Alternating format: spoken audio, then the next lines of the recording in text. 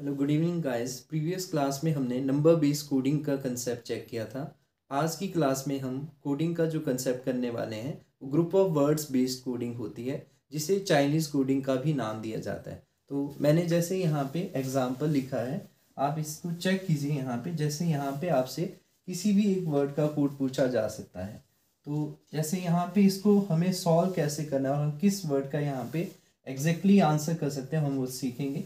तो जैसे मैंने यहाँ पे लिखा है हाउ आर यू, तो इसका जो कोड यहाँ पे लिखा है नी तिन फू आर गो देयर, इसका कोड आपको दे रखा है फू पे लो।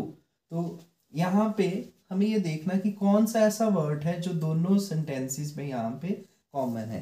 तो हम ये देख पा रहे हैं यहाँ पे जो कॉमन वर्ड मुझे नजर आ रहा है वो आर है। तो अगर मैं यहाँ पे ये देखूं कि कॉमन वर्ड यहाँ पे दोनों सेंटेंसेस में आर है, तो आपको यहाँ पे जो कोड किया है वहां पे भी एक कॉमन कोड मिलने वाला है। तो हम देखें यहाँ पे नी तिन फू, तो मुझे ये वर्ड दोनों में कॉमन नजर आ रहा है, फू पे लो। और इसके अलावा यहाँ पे डिफरेंट यहाँ पे कोड है। तो इसका मतलब यहाँ पे हमें ये पता चल पा रहा है कि आर का जो यहाँ पे कोड किया गया है इसको, वो यहाँ पे फू है। आपसे ऐसा पूछा जा सकता था कि फू किस वर्ड का कोड है, देन हमारा आंसर आर होगा। अगर आर का पूछा होगा तो हम ये कहेंगे कि आर को यहाँ पे कोड किया गया है फू। अब आपसे ये पूछा जाए कि हाउ या यू का या बाकी कोई भी जो वर्ड है यहाँ पे गो देयर, तो हम उनका एग्जैक्टली यहाँ पे कोड नहीं बता सकते। फॉर एग्जाम्पल जैसे मुझे अगर हाउ का कोड यहाँ पे बताना है, तो मुझे ये पता है कि हाउ यू का जो कोड है नी और तिन में से होगा, लेकिन एग्जैक्टली मुझे ये नहीं पता है। तो जब भी मुझे इसका आंसर करना होगा तो मैं ये कहूँगा हाउ का कोड या तो नी होगा या तो तिन होगा, आइदर नी और तिन। एग्जैक्टली हमें यहाँ पे नहीं पता है। अगर मैं आपसे ये पूछूं यू का कोड होगा, तब भी हम यही कहेंगे कि इसका जो कोड होगा या तो नी हो सकता है या तो तिन हो सकता है। अगर मुझसे कोई गो का कोड यहाँ पे पूछेगा तो मैं यही कहूंगा कि गो का जो कोड होगा इन दो वर्ड में से कोई है, लेकिन एग्जैक्टली मैं यहाँ पे मेंशन नहीं कर पाऊंगा। दैट मीन इसका जो कोड होगा पे या लो। इसी तरह से मैं यहाँ पे देयर के कोड की बात करूँ तो सेम मैं यहाँ पे यही कहूंगा, एग्जैक्टली हम इसको प्रिडिक्ट नहीं कर सकते, लेकिन इन दो वर्ड में से एक यहाँ पे इसका कोड होगा।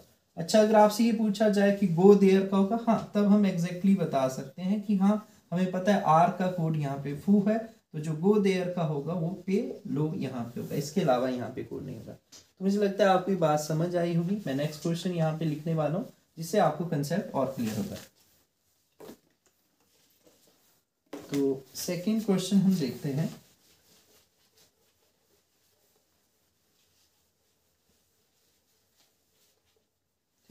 सेकेंड मैं यहाँ पे क्वेश्चन पिक कर रहा हूँ। जैसे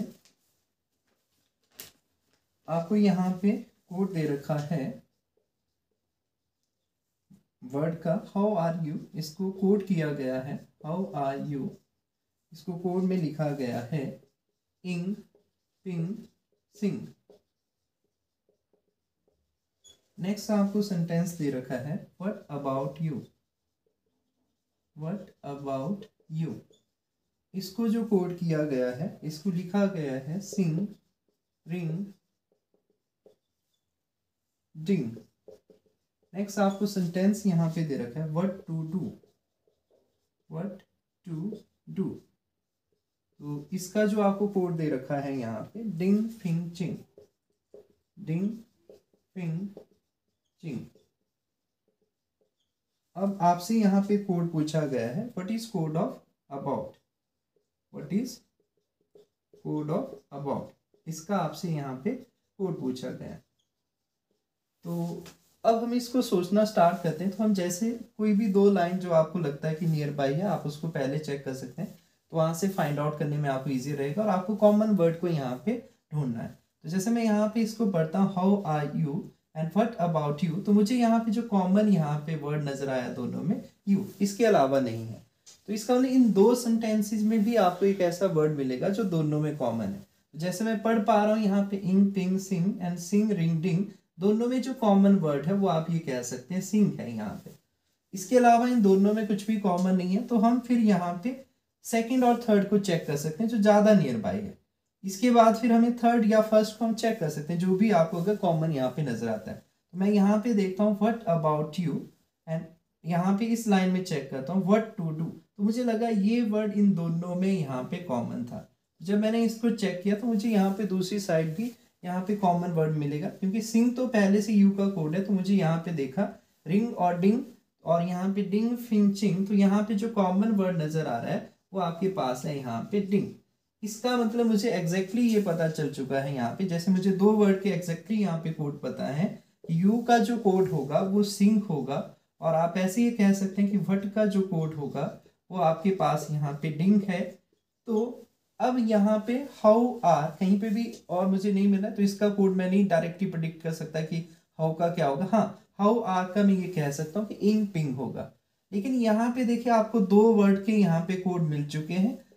वट का जो कोड है आपको मिल चुका है यहाँ पे डिंग, और यू का जो कोड है सिंग। दैट मीन जो तीसरा वर्ड है यहाँ पे आपको इसका कोड मिल जाएगा, क्योंकि इन दो वर्ड के कोड आपके ऑलरेडी हो चुके हैं। तो तीसरा आप ये कह सकते हैं कि जो अबाउट होगा उसका जो कोड होगा यहाँ पे आपके पास यहाँ पे रिंग होगा, और यही आपसे यहाँ पे पूछा गया था जो इस क्वेश्चन का आंसर होगा।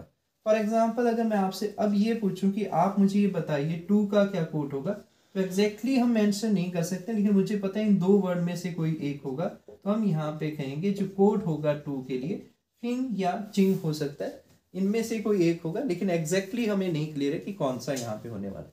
तो मुझे लगता है आपकी बात अच्छी तरह से समझ आई होगी। ठीक है, मैं नेक्स्ट क्वेश्चन यहाँ पे पिक करता हूँ।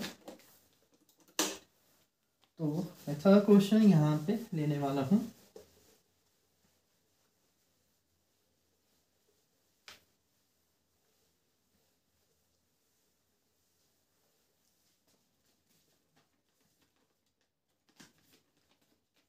ओके, थर्ड आपका क्वेश्चन है, जैसे यहाँ पे लिखा गया है गो for morning walk,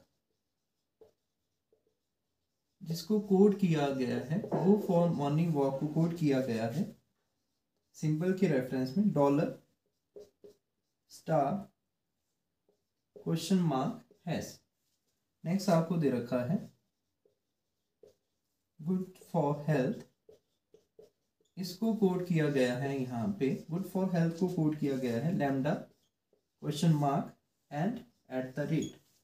and next आपकी लाइन है good to walk fast, good to walk fast, और इसका जो कोड किया गया है वो आपको यहाँ पे सिंबल में दे रखा है plus at the rate and arrow ever and hash. अब आपसे ये कोड पूछा गया कि आप बताइए what is code for, what is code for, आपसे पूछा गया कि आप कोड बताइए walk good for health, walk good for health, इसका हमें यहाँ पे कोड बताना है कि इसके लिए क्या यहाँ पे कोड आएगा। तो जैसे हम यहाँ पे देखना स्टार्ट करें तो मैं पहली दो लाइन में चेक करता हूँ गो for morning walk, good for health. तो जो मुझे यहाँ पे कॉमन यहाँ पे वर्ड नजर आ रहा है फॉर, इन दोनों फर्स्ट और सेकंड लाइन में अगर हम देखें कॉमन वर्ड आपका यहाँ पे फॉर है, तो आपको यहाँ पे कोई एक कॉमन सिंबल भी यहाँ पे नजर आता होगा। तो कॉमन सिंबल जो मुझे अभी नजर आ रहा है वो मुझे यहाँ पे पता चला कि वो क्वेश्चन मार्क है। दैट मीन मैं ये कह सकता हूँ कि हाँ मुझे इस फॉर वर्ड का एग्जैक्टली कोड यहाँ पे पता चल चुका है कि वो क्या है यहाँ पे क्वेश्चन मार्क, इसको हम यहाँ पे लिख सकते हैं। अब मैं यहाँ पे देखूं जैसे सेकंड या थर्ड लाइन को चेक कर लेता हूँ, या फर्स्ट और थर्ड को आप कैसे कीजिए, लेकिन नियर बाय है तो ऐसे देखने में ज़्यादा सही रहता है। तो गुड फॉर हेल्थ और मैं यहाँ पे चेक करूँ गुड टू वॉक फास्ट, तो मुझे लग रहा है यहाँ पे ये जो गुड वर्ड है ये मुझे सेकंड लाइन में भी मिल रहा है और थर्ड लाइन में भी यहाँ पे ये वर्ड मिल रहा है। तो हम ये चेक करें यहाँ पे, तो इसका मतलब इन दो लाइनों में एक यहाँ पे कॉमन वर्ड है, यहाँ पे सेकंड और थर्ड लाइन में वो कॉमन सिंबल मुझे देखना है। तो मुझे यहाँ पे नजर आ रहा है एट द रेट, ये सिंबल है यहाँ पे जो दोनों में यहाँ पे कॉमन नजर आया, इसका मतलब गुड का जो सिंबल है वो आपका एट द रेट है यहाँ पे। अब आपके पास यहाँ पे आप देखिए कोई और कॉमन वर्ड तो नहीं है, तो मैं अगर फर्स्ट और थर्ड को चेक करूँ तो मुझे यहाँ पे नजर आ रहा है जैसे go for morning walk good to walk fast, तो मुझे ये वर्ड वॉक यहाँ पे फर्स्ट और थर्ड में यहाँ पे कॉमन नजर आ रहा है। इसका मतलब फर्स्ट और थर्ड लाइन में आपके पास एक कॉमन सिंबल है। तो आप ये देखिए कॉमन सिंबल जो आपको यहाँ पे नजर आ रहा है वो आप यहाँ पे देख सकते हैं कि हैश है जो यहाँ पे फर्स्ट में भी आपको नजर आ रहा है और थर्ड लाइन में। तो इसका मतलब जो वॉक वर्ड है उसका जो कोड आपके पास है वो आपके पास यहाँ पे हैश हो जाएगा। तो अब मेरे पास जो यहाँ पे कोड मुझे आइडेंटिफाई करना है वो हेल्थ का है यहाँ पे, मेरे पास एग्जैक्टली 2 वर्ड के कोड मुझे ऑलरेडी मिल चुके हैं। इसका मतलब जो तीसरा बचा है वो इसके लिए कोड होगा, हेल्थ के लिए। तो हेल्थ के लिए जो कोड होगा वो आपका होगा लैम्डा। तो जो आपसे कोड पूछा गया क्वेश्चन का, उसका सही आंसर ये होगा। तो मुझे लगता है आपको ये अच्छे से समझ आ रहा होगा। चलिए, तो नेक्स्ट हम इससे थोड़ा अच्छा क्वेश्चन देखते हैं। तो नेक्स्ट मैं यहाँ पे क्वेश्चन लिखने वाला हूँ।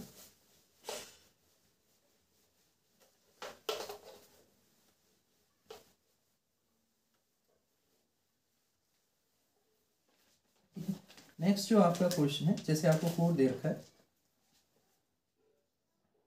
सी इज गुड, आपको कोड दे रखा है सी इज गुड, और इसको जो कोड किया गया 1 2 3।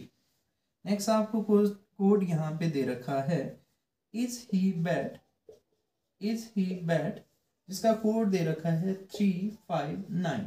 नेक्स्ट आपको कोड दे रखा है are we good, are we good, जिसको कोड किया गया है 2 8 7, 2 8 यहाँ पे 7 कोड किया गया है। तो अब आपसे ये पूछा गया, कुछ इसके बेसिस पे क्वेश्चन आपसे पूछे गए हैं।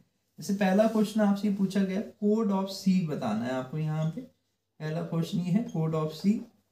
सेकंड क्वेश्चन आपको दे रखा है कि आपको ये बताना है कोड ऑफ वी, जो वर्ड आया है यहाँ पे उसका क्या कोड होगा। थर्ड आपसे क्वेश्चन पूछा गया है कि कोड ऑफ आपको बताना है वी बैड, और ये सिंगल सिंगल है यहाँ पे। आपसे इनके ऑप्शन में इसने जैसे आपको यहाँ पे चॉइसेस दे रखी हैं कि आप ऑप्शन यहाँ पे पिक कर सकते हैं। जैसे वी बैड के लिए इसने दे रखा है 87, एंड इसके लिए आपको दे रखा है नेक्स्ट 59, नेक्स्ट आपको दे रखा है 46, और लास्ट यहाँ पे दे रखा है 98। ठीक है, फोर्थ के लिए आपके पास यहाँ पे दे रखा है आर, आपको कोड बताना है कोड फॉर, जैसे आपसे ये पूछा जा रहा है कि कोड और आपने बताना है आर ही गो, और आपको यहाँ पे ऑप्शन दे रखे हैं 852।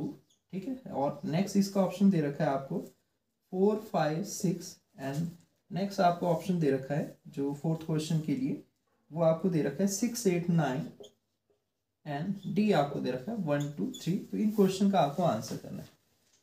तो प्रोसेस हमारी वही रहेगी कि हम क्या करेंगे, यहाँ पे पहली और सेकंड लाइन पे देखेंगे कॉमन कोई वर्ड है। तो मुझे कॉमन नजर आ रहा है यहाँ पे she is good, is he bad, तो मुझे ये वर्ड यहाँ पे कॉमन यहाँ पे नजर आ रहा है।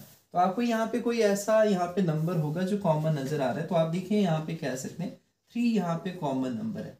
इसका मतलब मुझे ये बात अच्छे से समझ आ गई कि जो इज है उसको जो यहाँ पे कोड किया गया है वो 3 इसका कोड है यहाँ पे।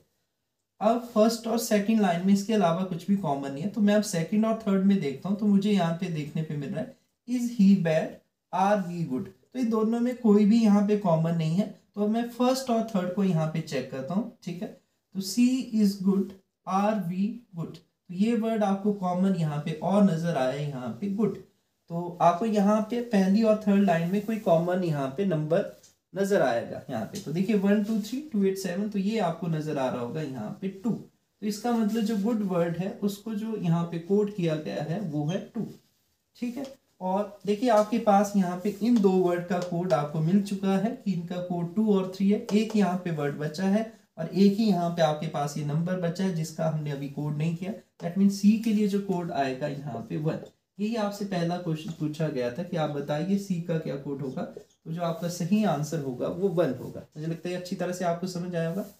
अब इसने पूछा है वी वर्ड का आप कोड बताइए। देखिए वी इस थर्ड लाइन में आया है, तो इसका यहाँ पे हमारे पास एग्जैक्ट कोड नहीं है। आर वी के लिए ऑप्शन है आपके पास 8 7, लेकिन हम ये नहीं कह सकते कि वी के लिए 7 होगा या 8 होगा। तो इस क्वेश्चन का जो सही आंसर होगा वी के लिए आप कहेंगे आइदर 8 और 7, कि 8 या 7 में से कोई एक होगा। हम प्रेडिक्ट नहीं कर सकते डायरेक्टली कि भी 8 ही होगा या 7 होगा, इनमें से कोई भी एक यहाँ पे आपके पास वी का कोड हो सकता है। तो मुझे लगता है इतनी बात आपको समझ आई होगी। तो मैं अब तीसरे क्वेश्चन की तरफ चलता हूँ यहाँ पे। तो अब आपसे ये पूछा गया कि आप बताइए वी बैड का क्या कोड होगा। देखिए बैड के लिए अगर मैं यहाँ पे अगर मैं वी के लिए जैसे मैंने अभी डिस्कस किया कि वी के लिए जो कोड हो सकता है आर वी, यहाँ से आप देखें 8 या 7 में से कोई भी एक कोड हो सकता है।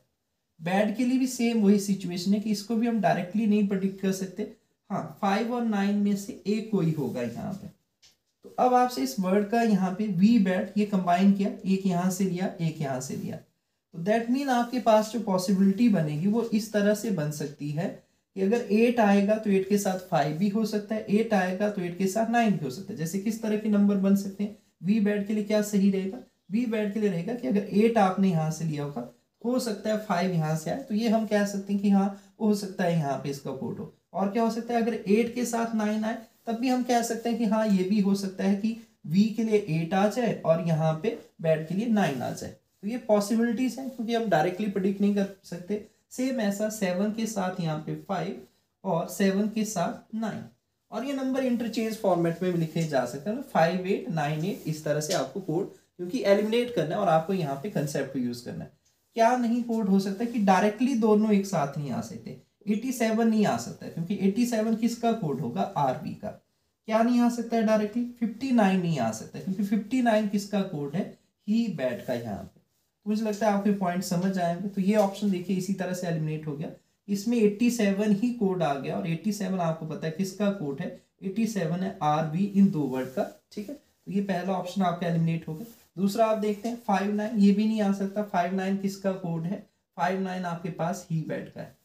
अब देखिए यहाँ पे इसने 4 एक नया नंबर लाया है, आपको कहीं पे भी यहाँ पे 4 नजर नहीं आ रहा होगा, तो ये भी नहीं होगा, क्योंकि ये जो वर्ड उसने यूज किए ये इन्हीं में से यूज किए जो आपको गिवन है।